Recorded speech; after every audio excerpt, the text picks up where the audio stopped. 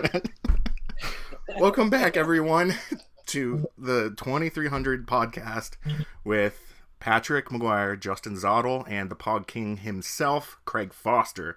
Today we have our second lightest guest ever, probably the one with the lowest blood pressure that we've known, in Joe Sullivan, and probably chirping every now and then is going to be Brianny Terry, the queen of the deadlift. How's everyone doing today? Well, doing great, Matt. Good. Yeah. Could probably just call this like the high blood pressure podcast if we're being honest. It could be. It could be. Yeah. So is that even true anymore though? It depends on the day. I don't know. I just bulked up 40 pounds, so yeah, right now. And you're both peaking for the American Pro, so it's probably a little higher in comparison. Still better than like 90% of Americans out there, though. That's true. All right, so we are 20 days out from the American Pro 3, the Super Bowl of powerlifting. I don't know if we're allowed to actually say that, but we don't make money on this shit, so fuck it.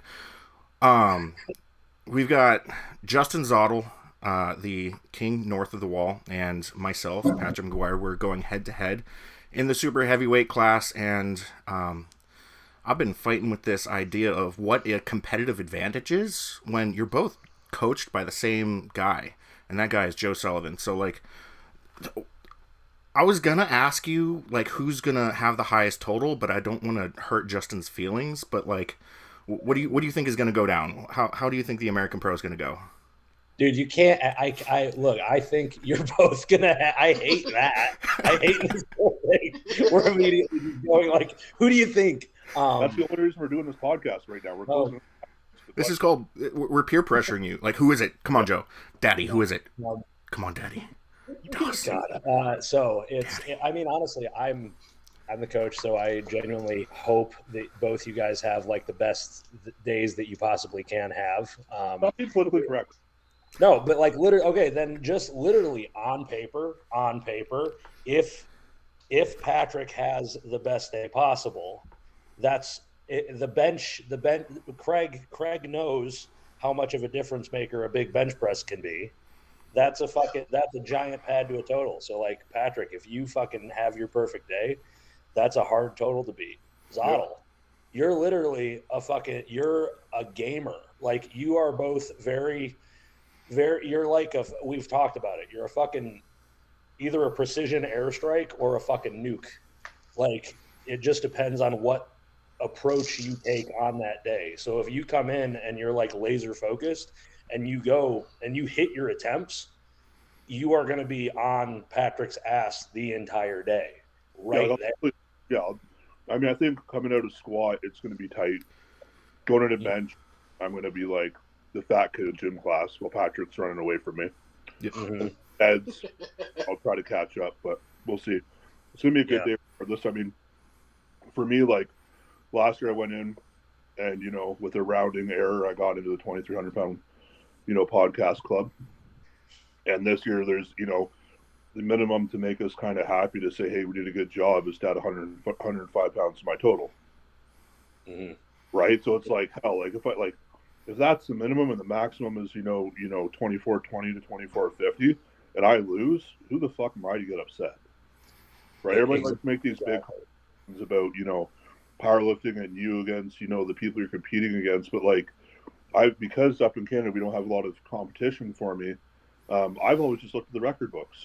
Like, hey, I was 500, now I want to be, you know, top 450, then top 400. That's kind of how I've slowly made my way up. So for me, it's always been like, yeah, it's fun to compete with each other. I don't feed too much into it. Like maybe on last deadlift, you know, we might stretch a third attempt if I have to. But beyond that, we're just going to do me. You know? Yeah. And that probably means I'll be a precision airstrike and not a nuclear explosion. I love open powerlifting for that. Honestly, it's because up here the number 2 total I think is like a 1900 or something like that. So it's a little hard to get competitive up here. Yeah.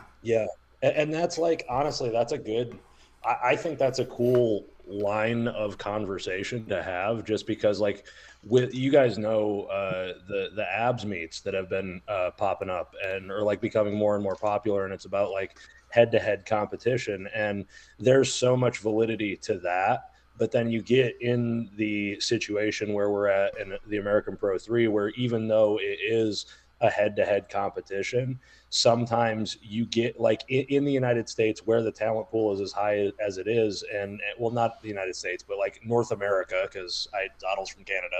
But when the talent pool is America that Junior. high, right? When the talent pool is that high, it's just like it sometimes isn't going to be that tight of a race, but it can still be a super exciting race because one, Zottl's on fucking fire and it's going to be crazy to fucking watch, but it's also going to be a situation where if Justin comes in with like precision and hits all of his attempts and compete and lifts to the potential of like a technician or a strategist at that point, and then the person ahead of him or whatever misses or makes a mistake or does something, then that's going to add into that whole like actually thrill of the chase aspect of competition as well. So As much as you hate it, here's the answer. exactly.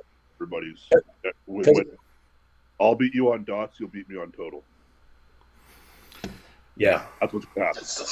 Yeah. And as the guy over here, like it's been insane to peak both of you at the same time along with Bree, but it's really fucking cool that like these are realistic possibilities to have like both my heavyweight guys go in and do that. That's fucking badass. I think that's really cool. You know, there's only one all-time world record left that Milanichev holds, and that's the super heavyweight dots at 606. Yeah, I'm not touching that. We could. That's insane. We could. Yeah. We could. I just want heavy breathing, team heavy breathing to end up on the dots podium.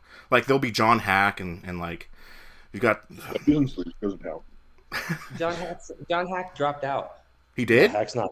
Yeah, Hack's he's not not doing doing it. it. Oh, He was getting ready for you guys think. so you're saying there's a chance for anyone else to win the most entertaining lifter? Is what you're saying? Yeah. Yeah. I This- don't even think it's this- that. It's like John is entertaining to watch, but it's also like, yeah, John's gonna go in and win. Like we already Yeah. know what's gonna happen. Like it's still crazy, Yeah. but it's like when he signs up, it's like just give him the fucking check, dude. Yeah. I mean, Yeah, let's figure out the second place and third place after that. Yeah. Exactly. And it's like John, even further than that, like he's such a consistent lifter because it's not like he goes 9 for 9 all the time, but he'll always miss his second squat on depth or like stumble or something, and then he'll put more weight on for his third and he'll make it somehow. And then there's going to be some like lockout issue on deadlift where he either drops it or he has a soft lockout and then he'll go up and get it. And it happens at like multiple meets, and I just don't. The guy doesn't make sense. No. Yeah. And for a while, I've been saying that male powerlifting is a little boring because you just know John's going to win. And, like, the coolest shit is watching, like, the coolest part of powerlifting right now is the female powerlifting. Like, you go out there and you see, like, Hunter Henderson, Samantha Rice, Denise Herber, and Brianny Terry, and you're just like, this is what we're here for. That Sam Rice bench 315 for 7? I've been off Instagram. I was there. That's crazy. I know. I was stupid. It's so fucking stupid. Like it's nuts. That's crazy. I That's know- like I remember when I hit that for a PR. Like I hit 315 for 8, and I was like, "Fuck yeah!" I remember when I hit 315 for the first time. That was the first time I ever, quote-unquote, trained powerlifting. Yeah, The girls were cat. I don't know if I told you this, and Pat and Craig, but I know I told Joe and Bree this, but we were in the warm-up room for the pro last year, and the girls were before us, and Hunter's like last warm-up was like, I want to say 540 or 585, and she hit it, and I looked over at my boys, and I'm like, add more weight. I'm not taking that weight. I can't do it as fast as she just did. We're not playing with this big boys. Like, I'm not. Yeah. The girls are getting insane, and I think it shows like kind of the evolution in coaching that we've had over the years, and how much more important the health stuff has really become to the forefront, where we're able to actually consistently push year round, and we're not dealing with like major health issues consistently anymore, and also just the talent pool of people coming in. As the sport gets bigger, it's going to get harder and harder for us to stay on top as we get better and better at natural athletes coming in, Yeah. 100%. which is terrifying. Mm-hmm. Yes. And I keep thinking to myself, I'm like, what if I had been doing it right the whole time? How great could we be? And there's all these new kids coming into the powerlifting. There's a reason that all the records got broken by like 24 to 26-year-olds.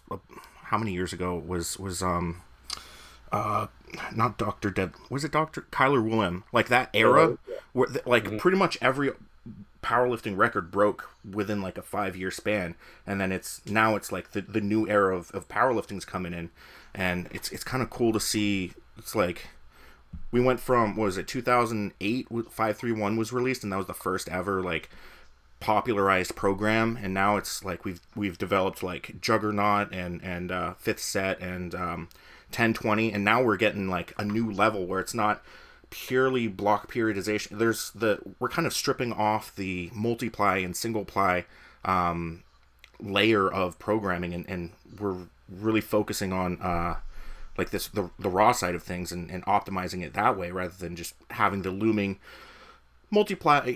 Did this back in the day, so it worked, like a deload of being a 5x1 at 50% all 3 lifts, and now we're looking at not doing that ever, and not dying, because there was a thought there. Yeah, well, I think for a while, like especially in Canada, there's a really big pushback against kind of conjugate and bands and chains and all that stuff, and now we're starting to see them kind of get sprinkled back in, like to great use. I mean, hitting that 1,000-pound squat with bands and seeing how easy it moved, and when I picked it, I'm like, this ain't shit. Like when I picked the weight the first time, it was all me, and I'm like, this ain't shit. Like I got this. So the confidence I knew I had going into it 2 weeks later was very much like, I know I have this. There's no question whether or not I have this now. And using the bands and the chains has been a really big thing for me this prep, because it's allowing me my central nervous system to get used to what I'm dealing with, but it's also not letting me get fried either. Mm-hmm. Yeah, and that fatigue management is that, like, not getting fried. That's the biggest key here. Because Craig, are you still coached by Sean? Yes. Okay. Yeah. Sean has a background in like multiply lifting. Yeah. Right? Yeah, and he incorporates like bands and chains and accommodating resistance. But then I know that he also applies like more on the raw side of things, where it's like pushing volume and pushing like adaptation, just straight work sets and whatnot. But that like, because I've always watched Sean's programming, and I'm like, I fucking love this, because like it's so similar to my approach. And like how Patrick, you're saying, like getting away from even like a 5x1 at 50%. They probably did that in the multiply because it's so stressing to like the central nervous system, going so super maximal in relation to like what you're actually able to do. But then I could for sure see like either you or Justin or Craig benefiting from a deload in that manner, if it was like a deload close to a competition, because it would still keep the movement pattern fresh and explosive, but it would remove that like the central fatigue, because you're so fucking fried and you're so up going into the meet. So it's like but this conversation right here is what makes the programming get better, and like what is part of like what's pushing those records higher and higher. Because I think people are starting to like with the pendulum swinging from like multiply to raw, when people like are over here, but then they just take some of the good shit and bring it back over here, and then they take some of the good shit and bring it back over here. And then you get like a blended approach, and we see fucking mutants doing crazy shit like the guys on this podcast. Yeah. Well, I think the other thing that we've seen like really big, especially like with, I go back and I look at my videos, pre-Joe and, during Joe, and I see what changed, like what actually changed, right? Like, yes, sure, I'm on, probably more realistically, if like 50% of the amount of shit I was on before. Okay, so that's not going to be it, But like, what is it? And before, I realized it watching back, a couple of preps ago, I couldn't bend before. If my form bent at all, I failed. There was no coming through it. There was no sticking in position. I failed, right? And now I'm actually in those positions where, you do have form breakdown because it is an RPE 10, it is an all-out max lift. I'm still strong in that position, and we've trained that position. So the bend don't break is a really big thing right now, where before it was like keep your chest up, come down the squat and you collapse in the hole, and you're like, well, what the fuck? I just hit 20 pounds lighter than this, and now I have this whole failure. right? And now I look at it and I say, when I'm coming down the hole and I feel my chest dip, I'm like, all right, nice, here we go. We're going to use this. And at the end of the hole, I drive as hard as I can, and it's been helping me huge. Especially if you look at like my sticking point halfway up has just disappeared. Like when I posted my, even a year ago, my last one, the pro, about halfway up, I just kind of went like super slow, right? And this year I just blew right through it at 60 pounds heavier. And that's been a huge thing with me, like between like the coiling and the explosive work and those, even though we haven't done them in a bit, those stupid banded seated good mornings. Like I hate those because they're like, take 7 seconds to go down and 7 seconds to go up and do 10 of them. It's like, no concentration for this. Counting past 3 hard. Well, but like even at that, it's like you're doing it and you're like, I'm crushing my nuts. For 14 seconds straight. I can't be discussed. That's when you just go on more shit and so you don't have nuts to crush. I still remember and laugh about when I think about it, the texts you sent me when I had you do the explosive snatch grip deadlifts. Yeah, because you set me up to hurt myself more with that. You know what he did? I'm like, Joe, I keep hitting my nuts on this. Like, this hurts. I don't want to do this. He's like, put your hands out wider. The next one was so much worse. I got to the top and I stared at the camera like, motherfucker. I thought that it might put your torso in a different position and help, but it actually made it way worse. Way worse. That's still some funniest shit. Bree doesn't have to worry about that, right? Lucky. Get the nuts. I was just being a stupid I hate joke. it when that happens,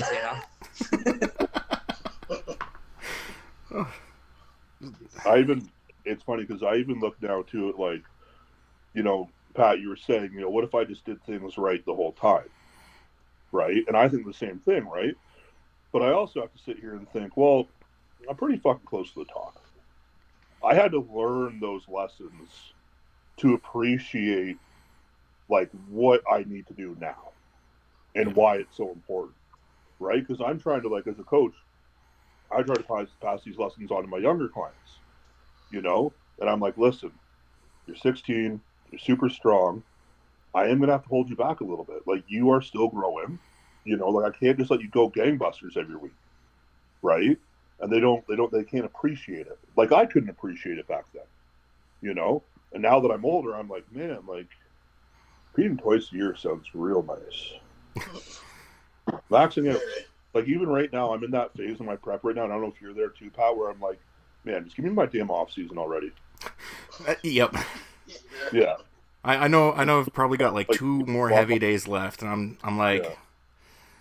I want to be not right now anymore.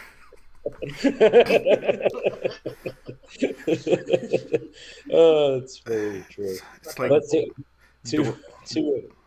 sorry, just to finish it out with what Justin said. Like, Justin, that's exactly like the sentiment from your story today, where like I made the mistakes and then I'm helping guide you to shit that I couldn't achieve by helping you avoid the mistakes, and then so on to your own athletes. So that's the reason we're all in this shit. But go on, Patrick. Sorry.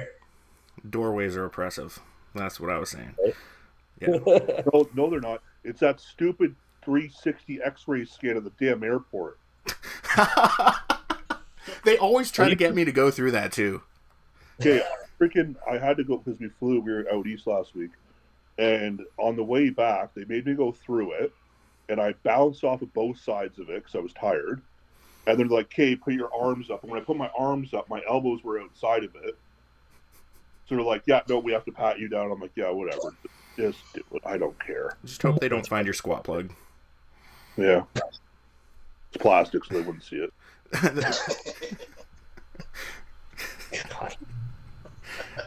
There was the chick who got flagged down at the airport once because she had a plug in her and it was holding her boyfriend's ashes. What? Yeah, this is why I'm off of social media right now, because I have a really weird news feed on my Instagram. It's basically like fucked up stories and just advertisements for people's OnlyFans. It's bad. Yeah, it's a pretty diverse. It's diverse. That's quite the explore page. Yeah. But yeah, I didn't know that was legal. Yeah. You get close to a meet and you're like, I see cleavage, follow. That's it. That's the thought process. And then like 4 weeks after the meet and you're like, what the fuck is this? You just go back through and you start unfollowing and be like, can't do that stuff again. See, this is why I feel like Patrick's meet prep has been going so smoothly, just because like you just less distracted. There's less stuff to focus on, like tits. Nothing wrong with looking at tits. That's true, but they're mesmerizing. What can I say? Nah, I'm not dealing with people as much as people. Yeah, that is always appreciated, I'm sure. So yeah. No. Craig, what are you training for? What do you got going on? I got Jordan Long's meet in December. Oh, cool. Fuck yeah. Sweet. Yeah. Who else is in that? They got Blake LaHue. Mm-hmm. I'm saying that right? He's gonna win the meet, and Dan Grisby was gonna do it, but he just pulled out. So that helps me in the dot. So it's basically just me, him. Samantha Rice is doing it, and Christy's doing it. Oh, yeah, for the women's side. I know I said that for a reason. What? Is Joel Jan? Listen, I said that for a reason. Oh yeah. But on the men's side, no, there's really no one else besides just me. Is Joel Jansen on the roster? I thought I saw his name somewhere. I forget where though. Who is he? He's a Canadian. He's currently our dots guy. He has no social media. He's young. He's an anesthesiologist, I think. What's his dots? There's a guy on there that's like a 570 dots. I don't know. Yeah, I think he's a little bit higher than that, to be honest. He might be 570, but he's like he's nuts. And if he cuts to 198 again, it's if he was at the Fight or Quit meet that I was at with you. I was gonna say that didn't he miss pulling 400 kilos or like 832 or something, and it would have given him like a 606 dots. Yeah. It's he didn't miss on strength. He missed on his thumb grenade. Yeah. When he let go of the bar, it sounded like the bar broke. What the hell was that? Just holding his hands. I'm like, please don't broken your thumb off. But no, he'll be if he's there, that'll be good. Yeah. He might be getting ready for the for that other meet. Shoot, I forget which one it is. I don't know. I have to look at the roster because I know Jordan just sent me a thing. A bunch of people have dropped out, and I know Dan Grisby was on it, and some other people that are not that good. But Blake LaHue is still on there. I mean, he's going to win the meet, unfortunately, but if I at least get second place, it's like a homecoming meet for me. So it's like perfect. Yeah. Are they going to pay that meet? On bench? Yeah. So they're paying. So it's 5,000 first place. Second place is 3,000, and third I think is 1,000, and then it's 500 for like a squat, bench, deadlift, and total. So you'll take three. Take 3 out of 4. Yeah. Nobody even likes deadlifting here, anyways. No, deadlift is overrated. They should replace it with strict curl. Yeah. Yeah. Maybe calf raise. I heard people that are good at deadlifting aren't actually good powerlifters. Yeah, they're just one-trick ponies. Yeah. Oh, hey, Bray, didn't see you there. I didn't come here to be bullied, man. Fuck you guys. Surprise, surprise. 3 super heavyweights don't like deadlifting. Yeah, exactly. Fucking 4 goddamn bowling balls of people. Yeah, of course you guys don't. And a condensed version of the super heavyweight. Yeah. Super heavyweight. Hey, I was top 100 bowlers in my state back in high school. That's cool. Yeah. I used to be good at bowling until I tore my biceps, and now because I can't rotate my wrist, I'm like shit at it. Ugh. It's really annoying because I used to be like good. Pat, when you bowled, did you hook or did you throw straight? I hooked, of course. Okay. My bowling. Yeah. I have a bowling ball and shoes. I threw it straight because I can't do a hook. My bowling ball only has 2 finger holes, no thumb. That's how I bowl too. I only have the thumb hole for the balance. So are we saying that after the pro we're going to go bowling? Oh, the amount of corn muscles that will... Wait, that'd be so much fun. I'd be down for that. That'd be so much fun. I would probably the risk of injury bowling would be higher than squatting a grand. I would laugh. I'd laugh my fucking ass off if someone tore their bicep because like everybody's like so twitchy. There's so much fucking like Anadrol and Halo and caffeine and whatever, and your fucking arms just explode. Drugs are bad. We'd be throwing like 60 miles an hour. Hey, I've got all three of my balls in my garage. I could bring them. That's amazing. No, I only got good at bowling because when I was with my ex-wife, we went on a date to a bowling alley, and she kicked my ass. I was looking for a job, and I looked at they were hiring, and they're like, "Yeah, we'll give you 5 free games a day." I'm like, "Deal." So I took the job so I'd never lose at bowling again. That'd be sick. That's cool. That's awesome. That's not a bad deal. I'm not competitive at all. Not here remotely. So Pat, you've been MIA on the social medias. Yeah. So nobody knows what you're doing. Yeah. No. So I'm gonna guess. We're gonna read your facial reactions, and we'll see where you're at. So I'm guessing you're gonna squat.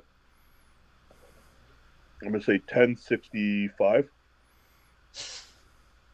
I'm reading Joe's facial expressions because he knows the numbers I'm not better looking than I at do. the camera because I don't want to fucking talk. Regis just said that's Regis laughed, so that means that's like bullshit. Are you squat 11? No, it's a nervous laugh. It's like whenever I talk to females, they laugh at all my jokes because they want me to stop talking. What? I can't hear you. Are you gonna bench? It was the lower end. PR right now? Huh?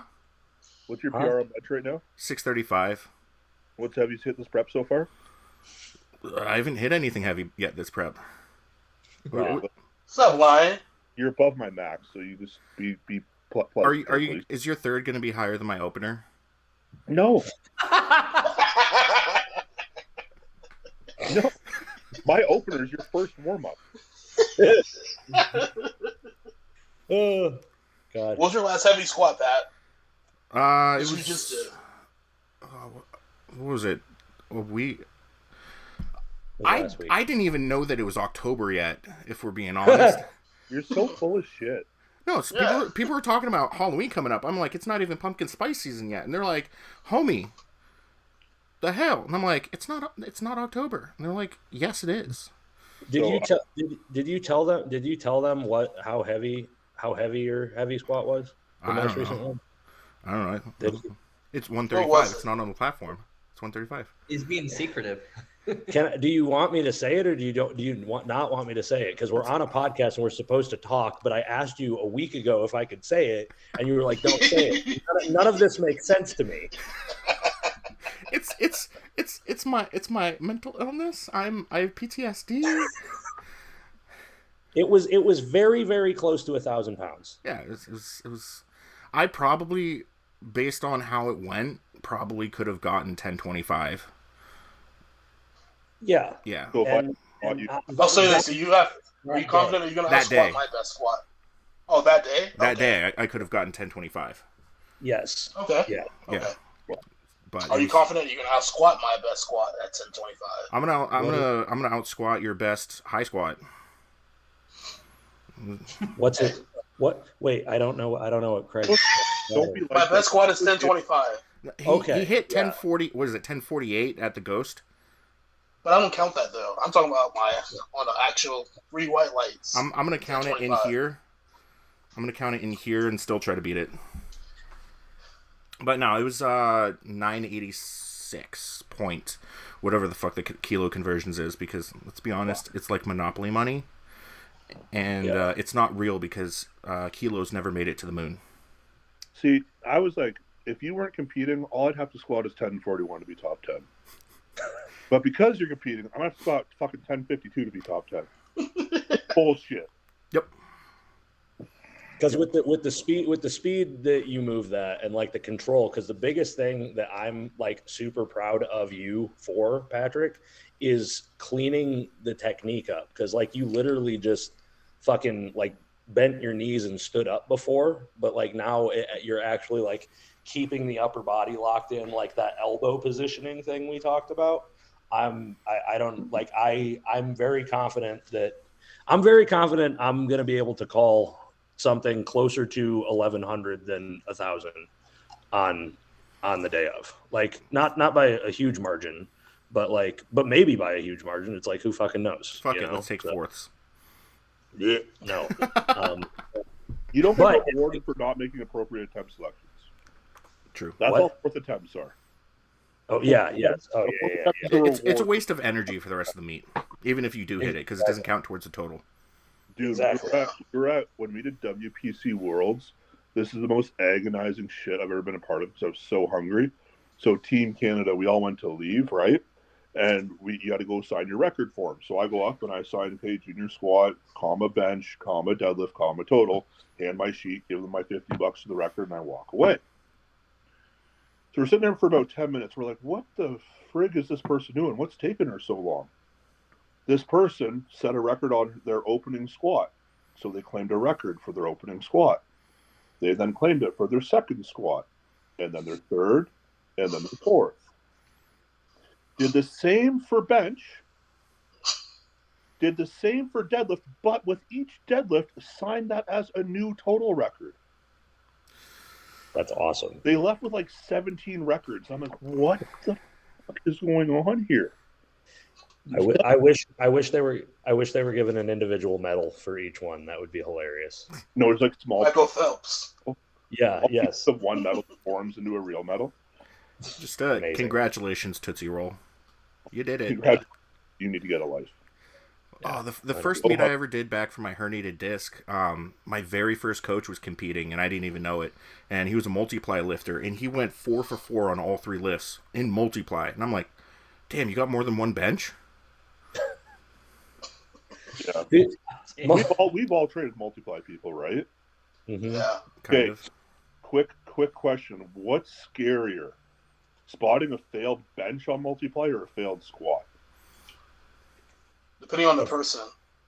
But I think I'll say a bench. Generally speaking, a bench. Bench is way faster, yeah. Yeah.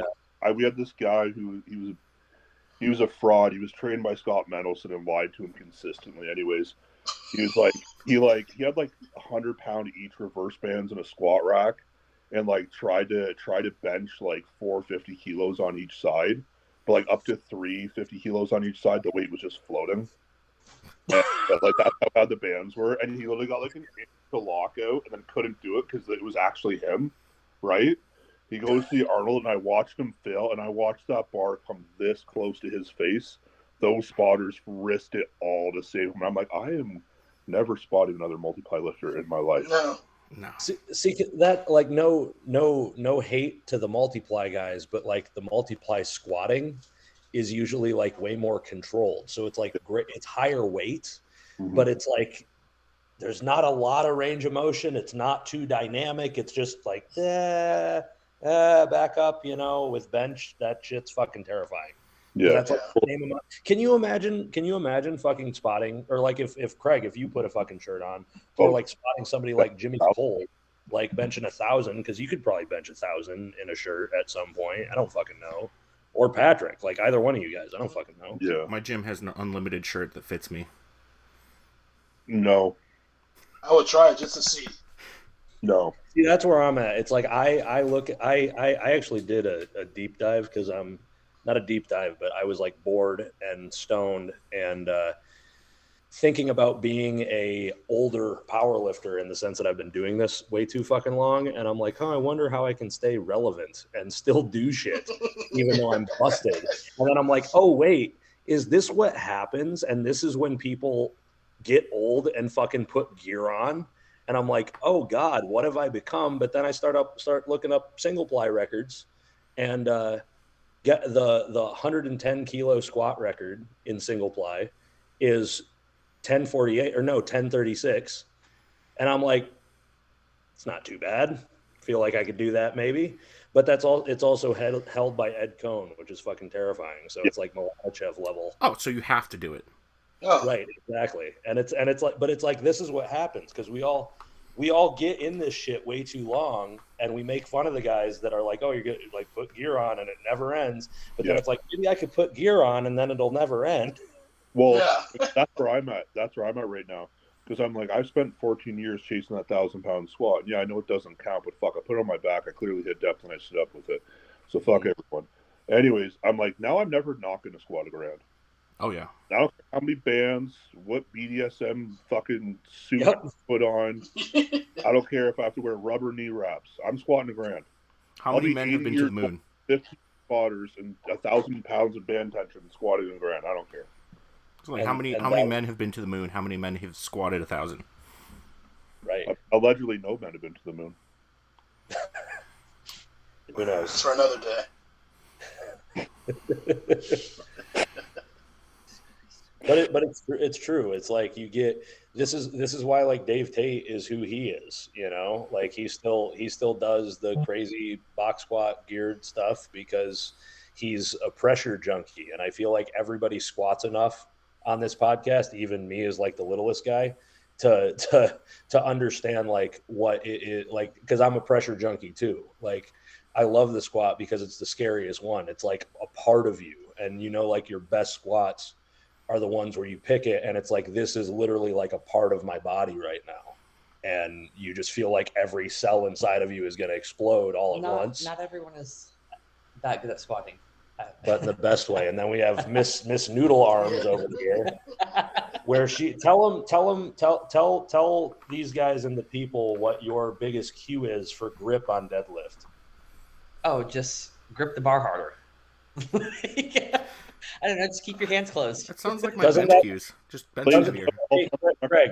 Brianny Terry. Craig, doesn't that make you want to blow your fucking head off? It does.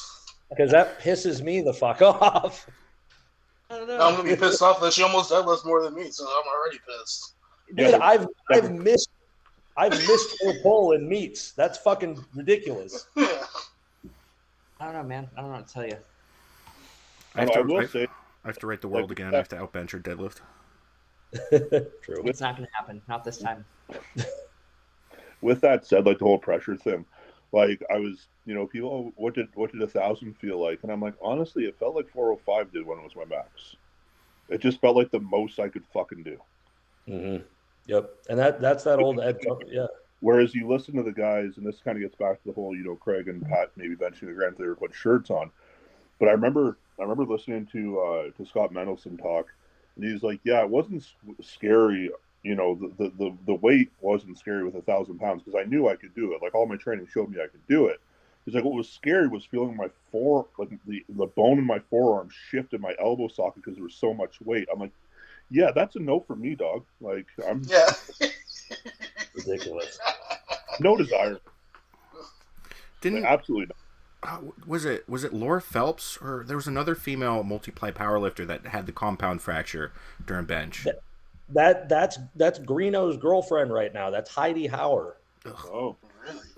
I used to know. I knew Heidi. I've known Heidi for like, I don't know, like 6 or 7 years now, probably five or I don't know. Doesn't matter. But I've known her for like a long time, and she was like a big fucking multiply bencher. Like she broke all-time world records I think in like 2018, 19 maybe, and I think she was benching like 200 kilos at like 132 pounds body weight, like 440, 452, shit around there. And I remember she fucking blew her arm off, and that was like what I still have that photo somewhere on my Instagram because JP Carroll was either at that meet or we were talking about it, and he sent it to me, and it was the nastiest looking shit I've ever fucking seen. But Heidi's a fucking badass, dude. Like I'm excited to see her compete raw because she's a fucking hard-nosed lifter. Yeah. So real quick, kind of to get back on the topic of conversation, because currently this episode can be called just us talking shit. But with the American Pro here coming up, we do have a couple of cool battles. I know I'm going to get stared at and potentially beaten when I see her, but with Brianny coming in with a 618 dots, there are a couple of girls that are within like a football throw away from her. Is Espinoza still doing it? No, she dropped. You're forgetting Bree's going to squat 135, bench 135, and deadlift 725. I would honestly take that squat and bench at that Met. I could deadlift 725. See, Dots is stupid. Who's this Elena? Elena Hines? I have no I idea don't who know who that that is. is. 586 Dots. It's A junior. anything can happen, but it's like 586 to 618 is a pretty significant amount of poundage. All right, so we can't prop up the girls' competition. Moving on. Well, I mean, my Dots is 575, so 586 You're to gonna get 618. canceled. Huh? He's gonna get canceled. He can't say that shit. I don't know who. Well, Lily no, Riley. like the overall Dots, like how John Hack goes in and wins. Yeah. Yeah. If Lily Riley used to do it, but she dropped out, unfortunately. What about? Wasn't there like an Andrea Armstrong? Wasn't that a girl that I saw? Is she in Wraps? I don't know. I know. Bree's not in Wraps. No, I know. That's what I mean. Like, I don't Oh see yeah. this person. Okay. I don't know. And then for the fight, the boys with the sleeves, that will be interesting because, I mean, we do have Juwan Garrison coming out who should win that. We don't really – I'm going to cancel for saying don't pay attention to the men in sleeves because he's going to win that. But in sleeves, if people aren't paying attention to this, they should. Do you know who Kyle Curvey is? Yes. I've heard the Big bench. Him and Jawan are gonna be fucking tight, dude. Because Kyle's strong as fuck. He totaled, I think, like 2280 in his first meet. Jesus Christ. Yeah. He squatted. I think he squatted 880 in sleeves, benched 600, and deadlifted 832 or something like that. Zottl's like, what the fuck? Look him up. He looks like a This is bodybuilder. what I He's mean. a- We're getting better athletes. I think It he's took an me 1 year to be the guy. He's an IFBB pro. He's a bodybuilder that just trains fucking heavy and like a fucking meathead. monster. He And just he's pulled just- 903 out of a stiff bar just a couple weeks Yeah, ago. and then he's just like, "Oh, powerlifting is a thing. Oh, okay," and just fucking decides to do this shit now. Well, I'm it's going to look at the women's side. We've got Christy Hawkins, Hunter Bree, like all IFBB pros, and they're the girls to beat. So like, what's to say that we don't have that in the men's with Kyle going on here? Like what we're in this like weird space where bodybuilding and powerlifting aren't so different, but they are very different. But they aren't. But they are. Yeah. They complement each other. Yeah, I'm. That's why I'm going to be interested to see like how he does at this meet, because if he can come in and like show out, it'll be wild. Because he looks like Nicholas Dupree from South Africa. He's like Greek god looking, fucking just giant. I hope when I go to abs, I don't have to face off against him. That would suck. You'll have a year before I. If I have to face off with him and get one of those muscle shirts, like the on the padding and shit. The SpongeBob anchor arms. Yeah. But on the wrap side, it does actually look like it's going to be pretty close at the top. I mean, you have David Raymond at the highest odds at 585. I'm 10 behind that. So is Pat. Pat's 10 behind me. There's quite a few people like the mid 560s. So it'll be interesting to see who pulls it out on wraps for the win there. For the listeners, I'm pointing at myself. And I mean, for me, like I got a couple different dynamics going into this meet. Like in the undercard, I have a client competing in sleeves. In chest, he's going to do really well. He'll be probably mid 1850 to 1900 pound total at 220 in sleeves. He has the use of only actually one arm. He has to use a deadlift strap on his other one. He was in a really bad accident, basically lost his whole bicep, which is why I love him, because he's the one guy on my team with smaller arms than me. And then I have on my flight, I obviously have my good friend here, Pat Maguire, who won't tell me anything about his training. It's on 135 till you're on the platform. And then I have a very close friend of mine and one of my groomsmen, and Liam O'Flynn. He's coming out. He did one meet. He's 275. And he totaled 2100 at that meet. Yeah. And it's been a year since then, so he's looking to potentially going over 2200, which would be big. And we have Sarah Davies. She's a client of mine for the last couple of years, and she's hoping to break over 1400 at this meet. So how I'm going to keep my head focusing on myself is going to be a mix of, I'm sure, my handler slapping me and making me look at the ground and not pay attention, and just hoping that everything's okay. But it's going to be a good meet. this. I'm happy we have the third flight because that means I'm going to get to rest more and probably get an IV after squats. Mm-hmm. Don't worry. I'll make sure you're mentally prepared for everything. I'm not gonna lie, man. I'm gonna be talking so much shit the whole day. Like, if you thought last year was bad in the warm up room, my mouth is gonna be going fucking wild. Someone last year was like, "We need to like have a camera follow you at all times because the shit that comes out of your mouth is absurd." And I'm like, "Yep, that's me." Should honestly fucking talk to Ayush and convince him to come out. Do like do like mic'd up in the warm They up. put mics on you and I in the warm up room. We would both get banned from the internet. Not Facebook, not Instagram, the internet. No, we'd win the internet. Have data. No data. Yo, you know who else? And I keep first before I bring that up, I wanted to talk like how cool is that, Zottl, to have that many of your clients competing at the American Pro, but also like competing with you. That's got to be crazy. It's kind of cool. More like shit in my pants than kind of cool, to be honest. I'm a big control freak on meet day. All my clients know this. They all have gotten the look to sit the fuck down. They can feel it. I'll be across the venue and I'll see one of my clients standing and they will just feel my eyes lasering the shit out of them from across the room, and they know. I pick all their numbers. They don't even come to the table and fuck off. I got this. Get away from me. Or I'll be like, hey, do you have 30 more pounds? And then I'll go off my plan. So to not be the one calling the numbers is going to be interesting. But I will say this, like with the clients I have coming, Liam is extremely self-sufficient. If I didn't make Alen wrap his knees, he would have wrapped his own and not even said a word about it. Sarah's wrapping her own. She's on the east coast of Canada right now. She's been training in a commercial gym in buttfuck nowhere for a while, wrapping her own knees, squatting out of shitty racks, no problem. They're both very self-sufficient, so that's nice for me at least. But whether they're clients or not, clients or friends, you worry about your people, and I saw that firsthand this year. Like when I bombed, to hear how many people went up to Alen and like made sure that I was okay and they're in the middle of their day, it was like that just shows you, like, despite the fact they're all competing against each other and it's like, love you, Pat, I want to beat the fuck out of you on meet day, we'll hug after, like, I give a fuck about you regardless, you know what I mean? And it's like, I want you to do well, and if you don't do well, that's going to suck because we're friends. Yeah. And that's the same. I mean, there'll be a little bit more of that added to my clients, especially if they're doing well. But I have 2 handlers coming down for me. I have 2 people going down for Liam. I have 2 people coming down for Sarah, and I have 2 people coming down for Chess. So we're going to be stacked and loaded, and I can trust that my people will do their jobs, and everything else will be fine.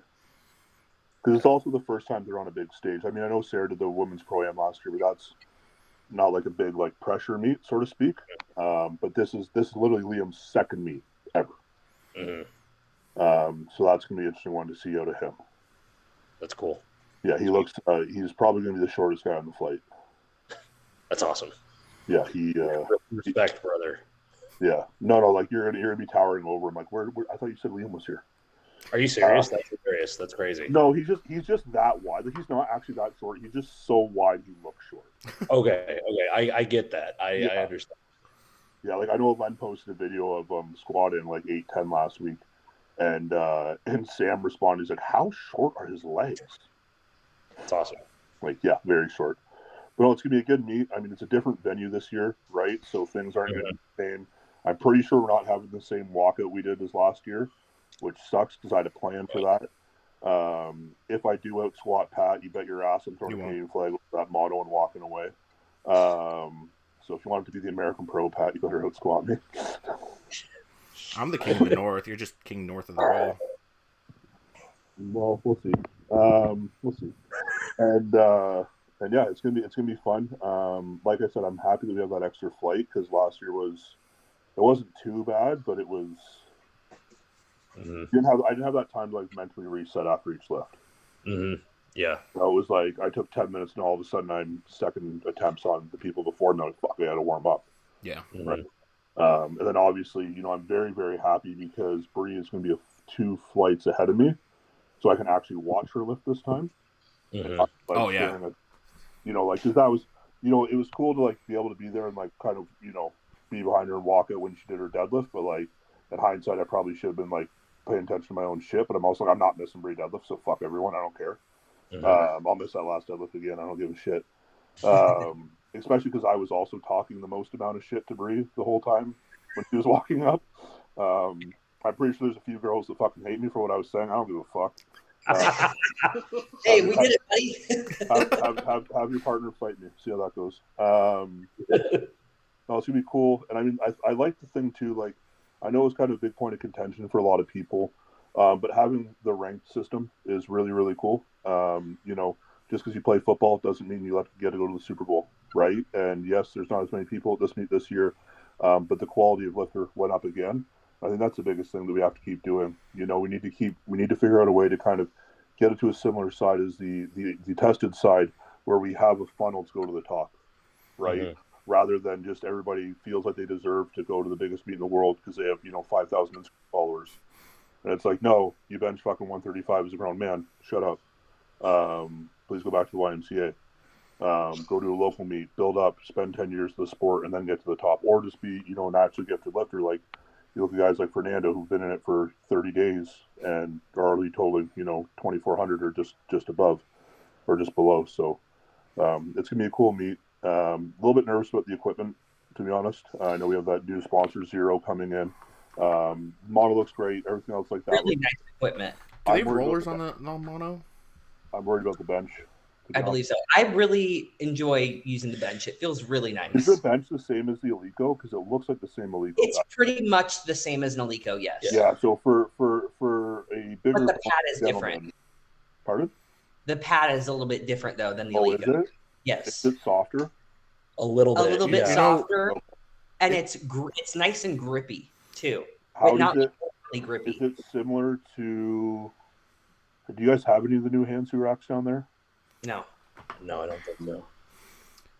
Yeah, I just worry about it because we had an Alico bench at the old gym I used to train at, and I couldn't bench anything decent on it because I just felt like I was so freaking wide over each side of it.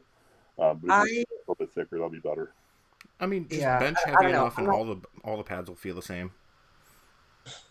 I don't bench 500 pounds, so I can't really tell the difference. Me neither. Between I can't tell the difference between a Texas and a Zero bench, but okay, then I'll be fine then. I'm not 300 pounds and benching 500 pounds, so like my opinion might be invalid. Just bench heavier. Well, nobody even likes benching anyways, so What'd you say? Nobody likes benching anyways, so yeah, benching sucks. Benching's stupid. I see. In this conversation, oh no, I'm not.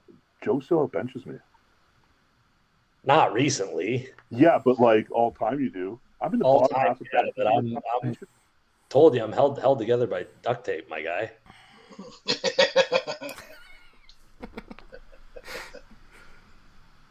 Why? Anyways, they'll be fine. Everything's gonna be fine. Yeah, no, this is gonna be a good one, guys. I think you know, Pat and I were gonna light the show on fire. You know, last year it was kind of, you know, hit or miss whether or not we were both gonna be on the prime flight, and you know, luckily we were.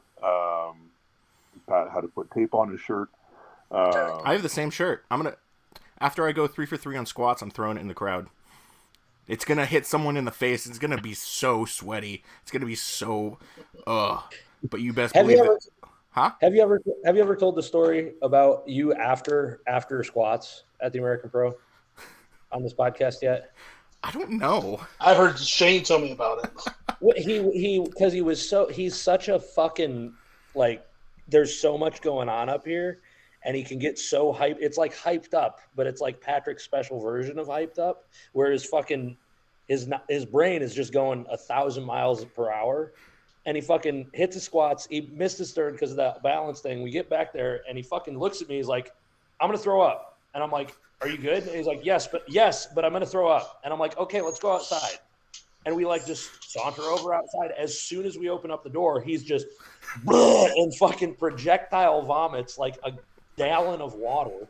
And then I make my dad, my father, my 60-year-old father, go to the gas station across the street to get bags of ice because he's hot, and I need him to chill out because it's a fast meet, and I need him to calm down. and we fucking lay him outside, take like all of it. He's practically naked with that Oh yeah, disgusting unbreakable gear singlet that you would wear. yeah. I'm Did still you throw that away? Did you throw that singlet away? No, I'm gonna hang it in the rafters like Michael Jordan. Okay, so did you wash it? You never wash the PRs out. That's fucking disgusting, bro. And he's just laying covered in ice with me and my dad standing around him, and everybody's like, "Is he okay? Is he hurt?" And I'm like, "No, he's just hanging out. This is just This Pat. is what we do." See, I will say in the moment, like I was warming up, and I hit a plate, and you still weren't warming up, and I'm like, all right, cocky fuck, you're gonna serve 2 plates.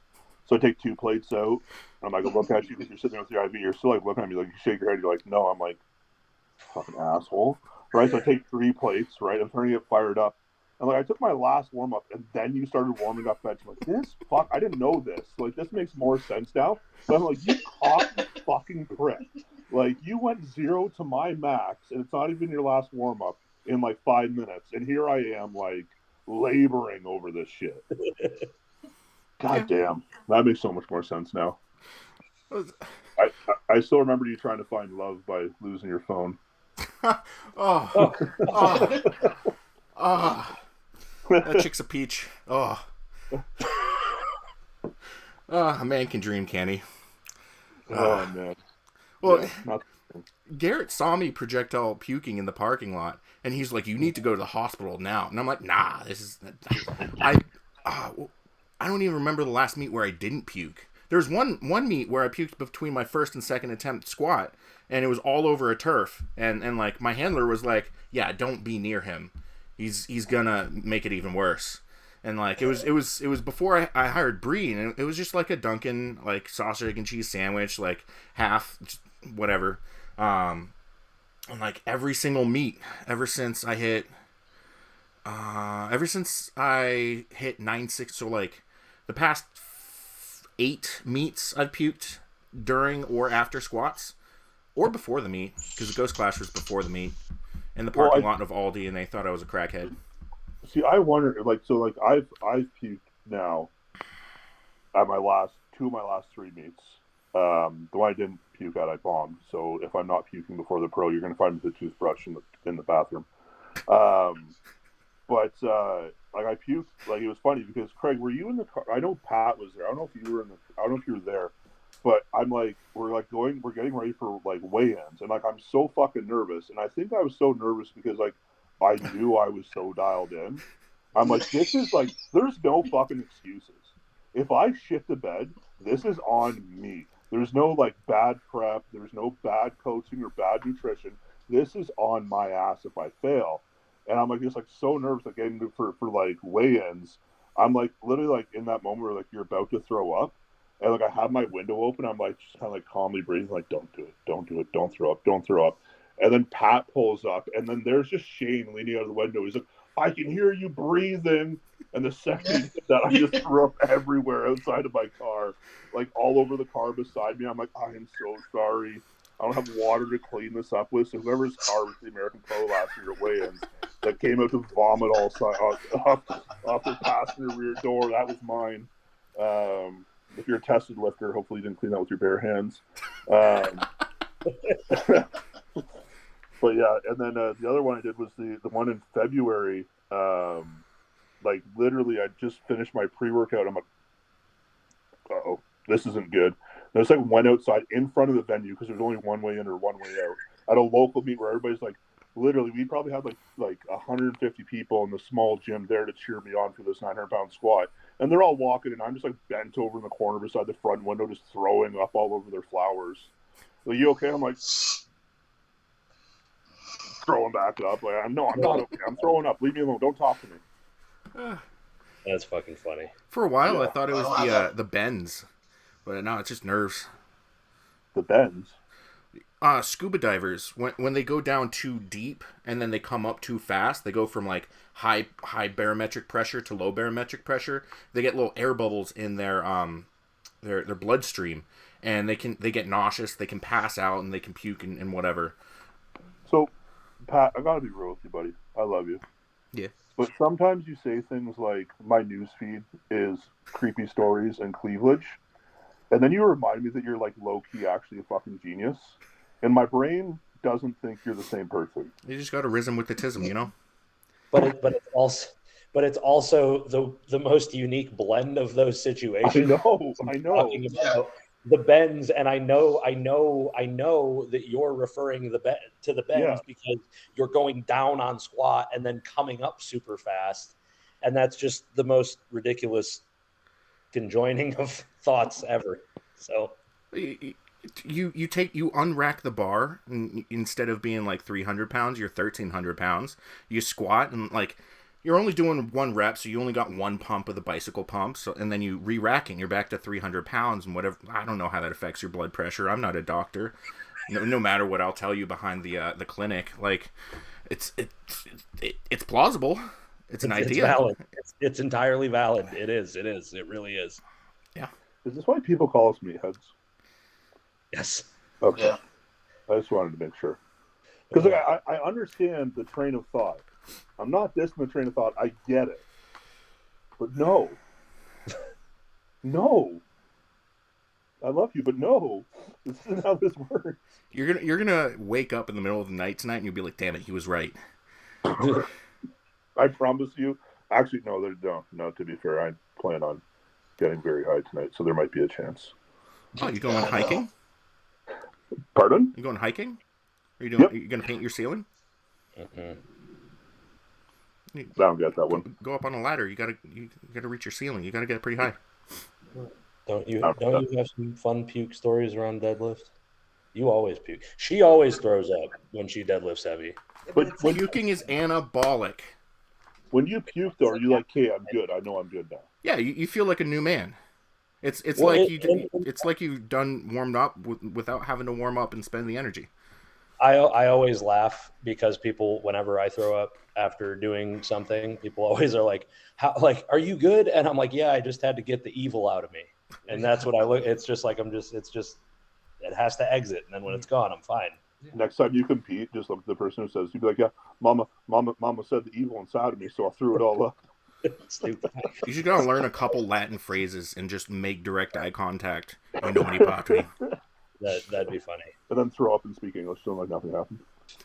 Bria always she always does that, like doesn't actually puke, but does like the baby gag thing where it's like I get like little baby throw ups, like they're just like bleh. I'm done, you know. It's disgusting. I don't know. It's always after like heavy. It's only after heavy like singles when I'm peaking. Yeah, it's nerves. Because I got like it's the bends. a bunch of drugs in me and shit. Neurochem. Yeah. So this is about the boys here today, but I do have a question for Bree. So we all know the big goal that you have, and I'm not even going to say it because you verbalized it enough, so we're not going to say it for this meet. But is that like, are you going to like hit your squat and your bench at like an 8, or are you just going to like send it on your squat? Yeah, I mean, I would like to squat close to 551, so if I can get near there, I'd be pretty stoked. Yeah. Bench, I don't know if I'm gonna. I'll maybe have a 2.5 kilo PR 336, which would be 336. My bench is 330 right now. Yeah, your bench caught fire there. Was it your last prep? Yeah, but now I'm kind of like stuck at this 330 range. So. Yeah. But it's fine because I'd rather be stuck at 330 than fucking 303 like I was. So Joe, just when you're game planning for me, just make sure that my bench is bigger than their squat. Got it. Good to know. Got it. But deadlift, obviously. Yeah, nice. that'll be a big highlight for sure. For everyone, really. Like, I mean, I think the really cool thing is like I've had the very good fortune to work with professional strongwoman Sam Bellevue, and then I've been in the cage with Hunter, and I've seen you and her compete. And the thing that I always think is really cool is like we don't really see a lot of like young young kids, like boys specifically, out at these shows watching, but I always seem to find a little girl there watching, and it's always really cool to see, like we had a couple last weekend at Strongest Woman Canada for Sam that were just like looking up at her like she was this god. And of course we had the same thing with Hunter last year with that little girl behind the cage, and I was definitely in Hunter's ear about that the whole time. Like you guys, like it's really cool to see kind of the generation of younger girls coming into the sport. Most of my clients we're getting now are younger and younger girls that are coming in, which is really cool to see. And I think it definitely leads to the fact that, how you guys have changed the sport in that regard of like, we're doing this healthy, we're strong as fuck, we're going to kind of speak what we want to say, and we're just going to be ourselves. Like, there's no, this is my meet day persona. It's like, no, I'm just Brianny. Yeah. And it's been really, it's on my end, it's been super cool to see. Like, we don't get that very often as dudes. Like, we don't have, generally speaking, 4 or 5 year old, little boys coming out and watching with their dads.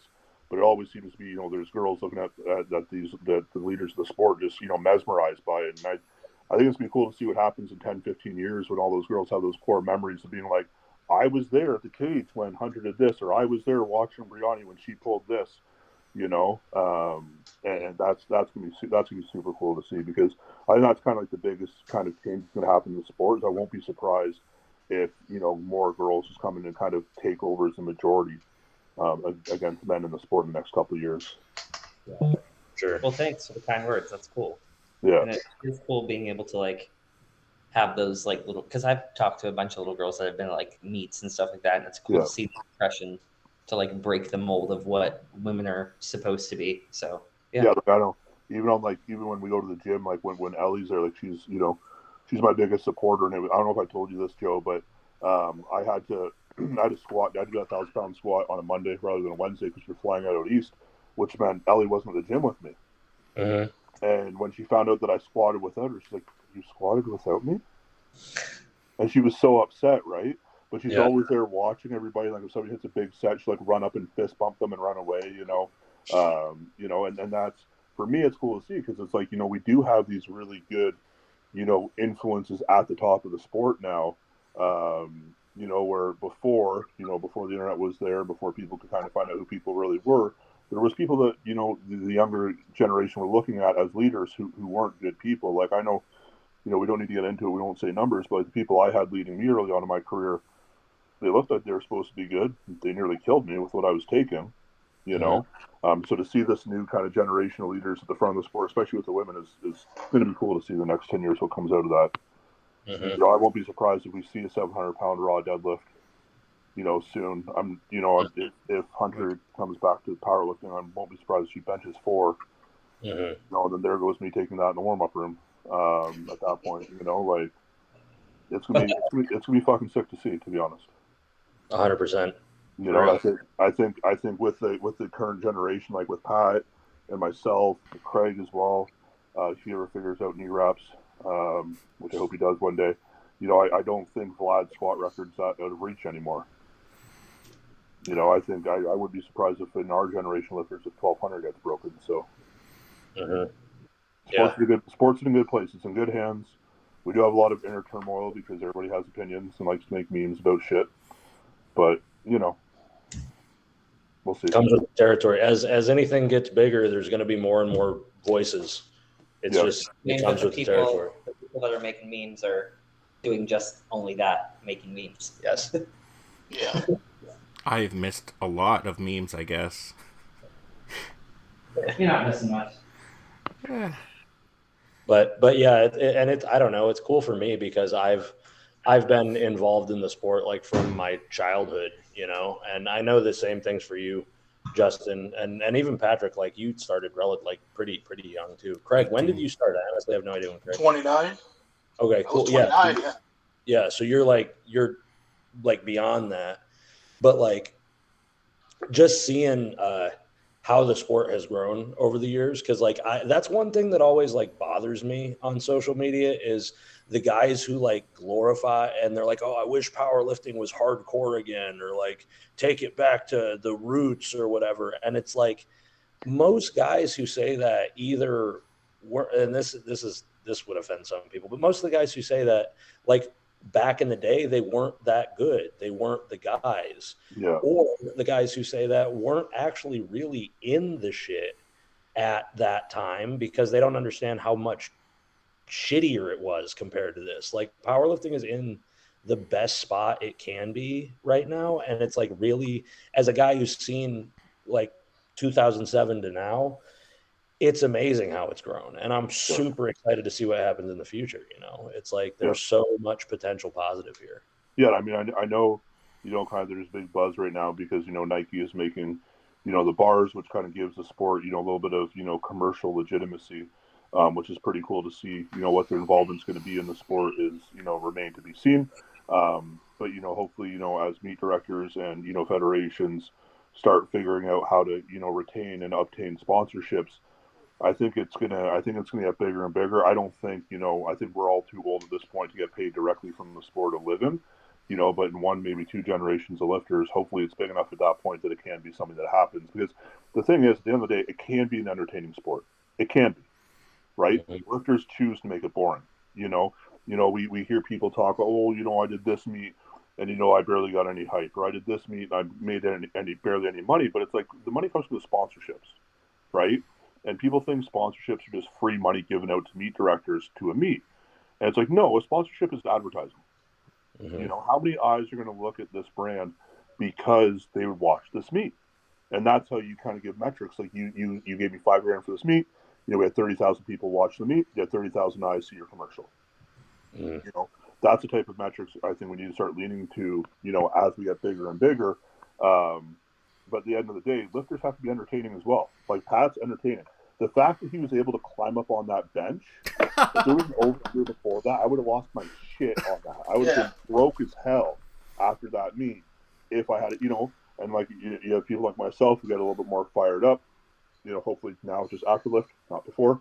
And you have a lot of entertaining lifters, but you also have a lot of people who are really strong who just kind of like walk up to the bar like a monk and like lift and like kind of head nod and walk away. It's like, well, that's not something that a lot of people can relate to.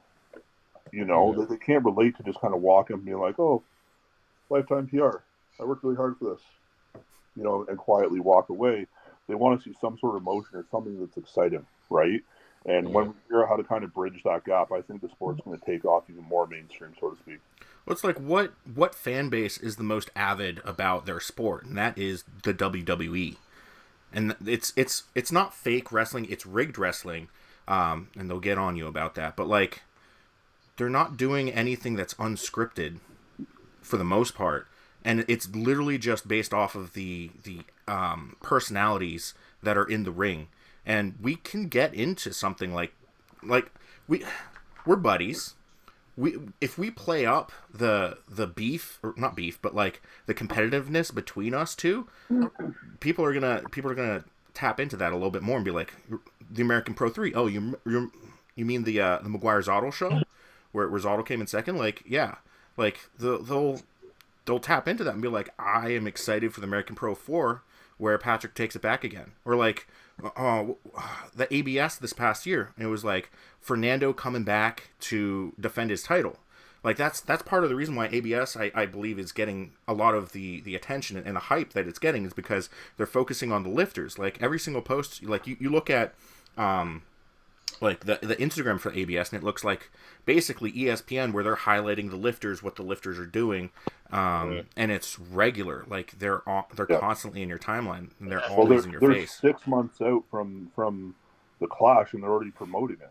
Yeah, and they're doing, people are afraid of rejection, but they're doing the whole personally reaching out to lifters and inviting them. And they started smaller, and then they've built it bigger, and they do the cool stuff. Like obviously, it's not going to be a live weigh-in. Like you're going to weigh in backstage, so you have to get naked. But like, we're going to do a weigh-in, and we're going to make it like a fight. We're going to do a press conference, and they do ask leading questions to lifters to try to get some sort of story out of it, to try to get some sort of emotion out of it. And yeah, for sure. Like I'm definitely going to be talking shit the whole time. I'll talk shit and say, but I love the guy. But I'm kicking his ass. If he misses his third bench and squat, I'll beat him. But if I miss my third bench, Hunter cries.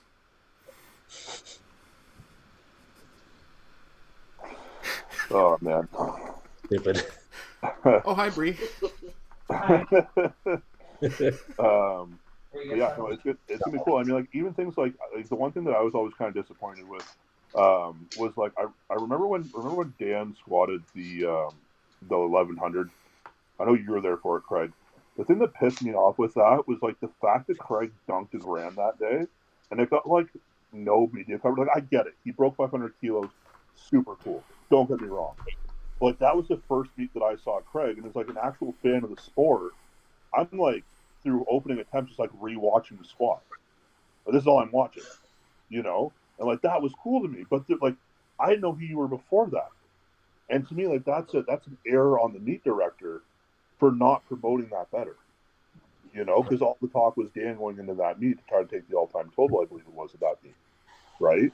And so the meet directors, they need to do a job like Abs is doing of being like, here's the lifters. Ooh, Justin and Pat are close on squat. You know, who's going to take it? You know, or, oh, hey, look, Brianna's going to try to go for the all-time deadlift world record again. Who's going to take it? You know, that type of stuff. Like those storylines need to be talked about more. And that's how they're going to get a bigger audience of not just athletes and spectators, but sponsors who are willing to put their dollar on the line, put their advertising budget on the line, which then in turn gets us paid, which then in turn gets bigger and bigger lifters out to these meets, right? Because like you look at the roster that Abs is putting together, like I genuinely want to know how I'm going to total close to 2,400 and not be top 5. Like that's where our sport is right now. Yeah. I believe that's the top 20 all-time total. I'm not even a crack top 5 at a meet. You know, like that's, to me, that's insane, you know? And I'm not bitter about it. I'm like, hey, man, I told 2,400, that's pretty cool. You know, I got beat. It is what it is. But they're doing a really good job of promoting it, and that's why they've gone from, you know, in North America anyways, relatively unheard of, to everybody, hey, doing this meet? You doing this meet with us? Are you coming? You want to do Reach Rumble? Or you coming to Ireland? What are you doing? And that's kind of what we need to do better as with the meet directors and the federations in the States specifically, because there are not enough big lifters in Canada to do it, to actually make, you know, lifters feel like stars, make sponsors feel like their sponsorship has been warranted with the money, and they have good return on investment. There's more money in sports, bigger venues. Bigger venues is TV. TV is us getting paid. 100%. Right? And like shit like Craig benching, like we're both benching 600 pounds. Like what the fuck is that? That's crazy shit. That's the one thing that I never understood from the perspective of like pro meets and like pro meet directors, is like, because they're always like, everyone is always selling like a media package where it's like, oh, you want a video made for your lifts, or oh, you want a photo made for your lifts. Yes, absolutely, sell that to the individual athletes, but just take the photos, take the videos, and then or make it so that there's a designated camera guy who's videoing everything at the meet for the benefit of the meet itself, and then use that to market and upsell the athletes and talk about the athletes. Because that's like, I mean, I don't know, like there's the storylines, because it's like I know I get the beef stuff. It's just I'm always so apprehensive with the beef stuff in powerlifting, because it always because this is such a micro sport. People always kind of get away from beefing in regards to the sport and being like, I'm going to lift more than you. No, I'm going to lift more than you. And they like segue into the personal stuff like so quick. So it's always hard to it's so hard to be at that point without also being at the point where we're getting paid. Because if we were getting paid and people weren't just participating in this as like a hobby in conjunction to the real life, then it's like, sure, fuck it, like that stuff, because then it's a job, it's an occupation. But I think to their credit, I mean, you look at the 308s who are all doing nationals this year. They did a very good job of assembling themselves a competitive roster of, you know, I think they almost have close to 2 flights of 308s or a really big flight of 308s. Something like that. Yeah, and they've done a really good job with it. Now, I mean, I know those aren't, you know, sorry to break the news to anyone of them, but they aren't the best 308s in the world, because Shane isn't there and neither is Andrew. But, you know, that's still really cool to see. And that was just based on them all just talking shit to each other. Right? And because, well, just to cut you off, just to like add something there, think about it, dude. Like, and think about it, anybody who's listening to this, it's like, you don't need to have the best of the best at a competition for it to be a tight competition or a really good show. Because like the 308s, they're going to put on a great fucking show in St. Louis. Yep. And even when like Brianny went to Abs, it was still an amazing show because like Brie's the best deadlifter in the world, but she's not the best female powerlifter in the world. There were no ladies at that meet who were like the best female powerlifter in the world, but it was still a fucking shootout. It was still exciting to watch. It's like if that is the way, if the sport is leaned into in that aspect and just like has competitions where it's people know what they're talking about, people are making attempts, and it could, if this person makes all their attempts, they're probably going to win. If this guy misses or makes a mistake, it's open territory for someone to have a great training cycle and nail a really big PR and make it happen. Those are the storylines that like build up the character and build up the desire to have eyes on the sport and then eyes on sponsors. Yeah. Like at That's it. At the Reach Rumble, one of the things that stuck out the best was Delco versus Zeus. And that was just because they had so much shit talking in the press conference and on the stories and everything leading up to it. Mm-hmm. Yeah. That's true. Yeah, exactly. Yeah. Yeah, and I mean, you even look at that, and it's like those two never really got personal either. Like, they made funny memes about each other and whatever. That's really what it was. And then at the end of the day, Delco had to kind of eat his shit, because he got hurt. And that is what it is. But here's the thing, though, right? Like, we have Instagram. That's a platform. Fair enough. Don't get me wrong. But, like, is it the job of the athlete to do that, or is it the job of the meet director to be like, hey, Craig, you got another guy who's squatting 1,000 and benching 6, and Pat Maguire, you guys have similar deadlifts, there's some money on the line here, man. Like, what do you have to do to beat them? And then you say your piece, and they come back to Pat, and they say, hey, Pat, Craig says you're short. What do you got to say to that, And you kind of go back and forth about it, and you make that come up, right? Rather than the lifters who were already paying, to do these meets, have to be the ones to be the advertising committee for the meet directors themselves. Yeah. But that's always my kind of stick. It's like, why am I paying if I'm doing the advertising? One of the best examples of that was, I don't remember how many years ago it was, but Elite FTS followed around the battle at the Arnold between JP Carroll and Dom Minichi. And Dom bowed out before deadlifts, and it was like, that was a fun video to watch. Like, everyone was talking about them going together. I don't know who else was at that meet. I don't know what anyone totaled, but it was the battle between those two. Building that storyline created a lot of eyes on that. Even, like, if people don't even know what the sport is, if you get the personalities that's going to attract them, and they're going to be like, all right, let me learn the rules. Like, how many people want to fuck Tom Brady? And now they're watching football because Taylor Swift is up there, and they're learning the rules. Yeah. Well, even like, Jesus, how many people want to fuck Tom Brady? Well, Tom Brady's the only man I'd ever be gay for. It all made sense, but there was so much to that one. Yeah.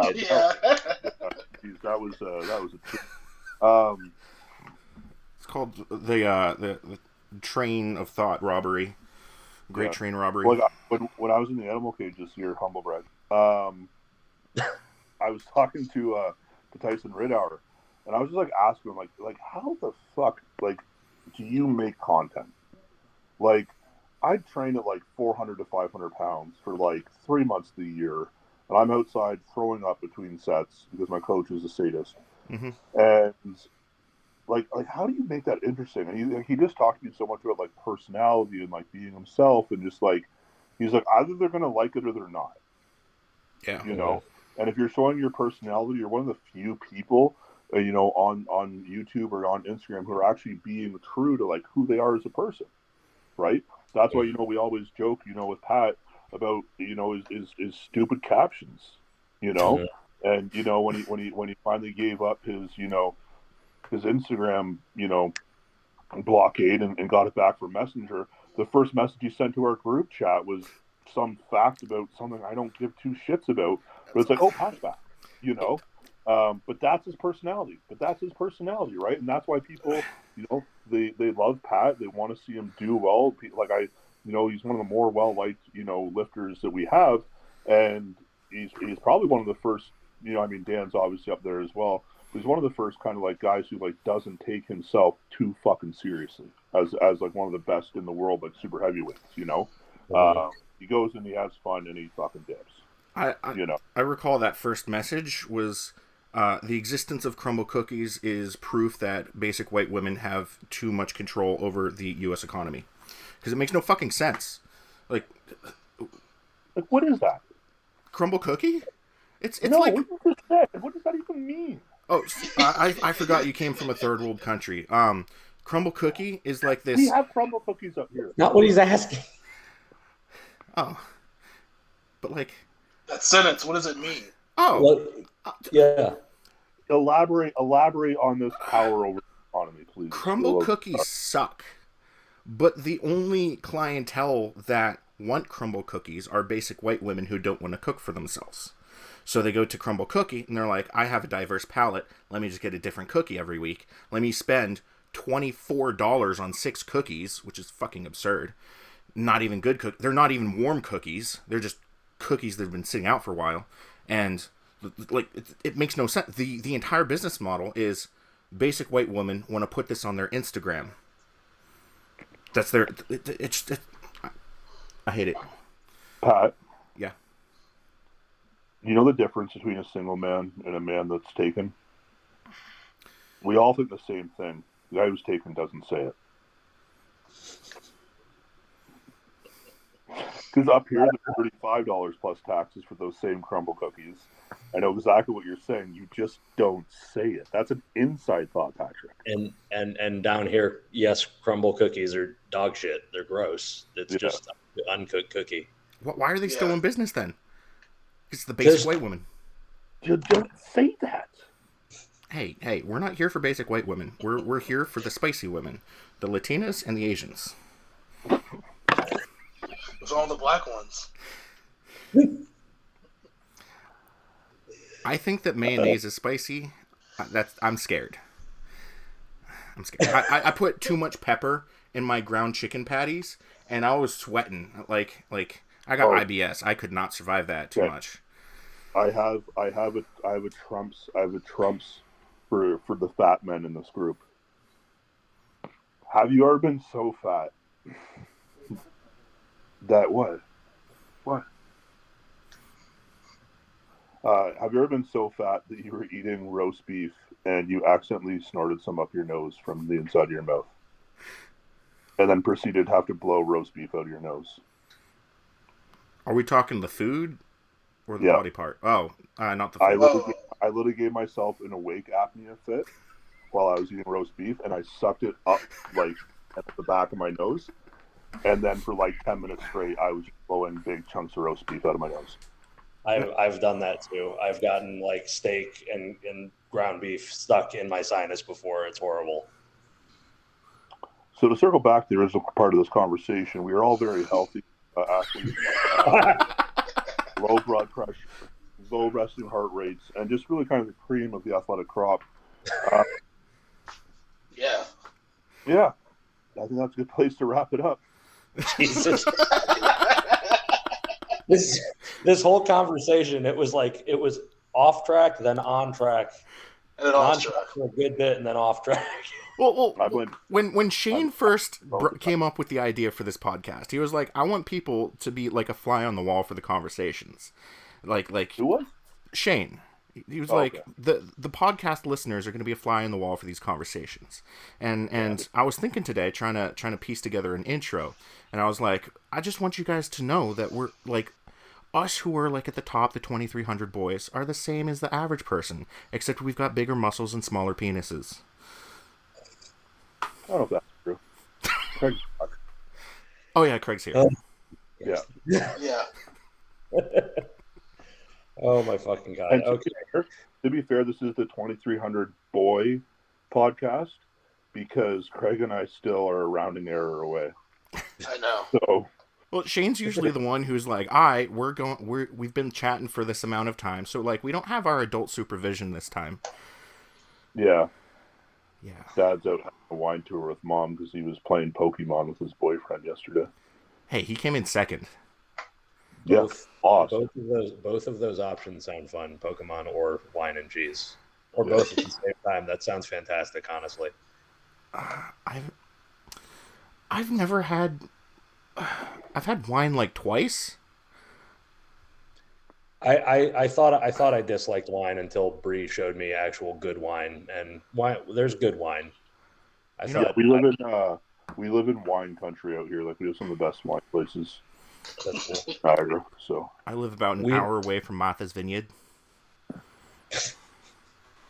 Martha. And Greg has. I don't know what that is. I don't know what it is either. Tom Peter Holland. Parker. Yeah. White. No, I don't know what's going on. I think this is the sign. I think this is the sign to end the podcast. I think we've used up our individual brain cell, and we have to return it to Blockbuster. All right. Let's go. Okay. I got Sunday night football. So, thank you everyone for coming out to the 2300 podcast. American Pro 20 days out. Not gonna edit any of this shit. So if you want to cancel us, come at me, hoes. Just kidding. Don't cancel us. We're nice people. I swear. Have a good one. See you guys in the next one.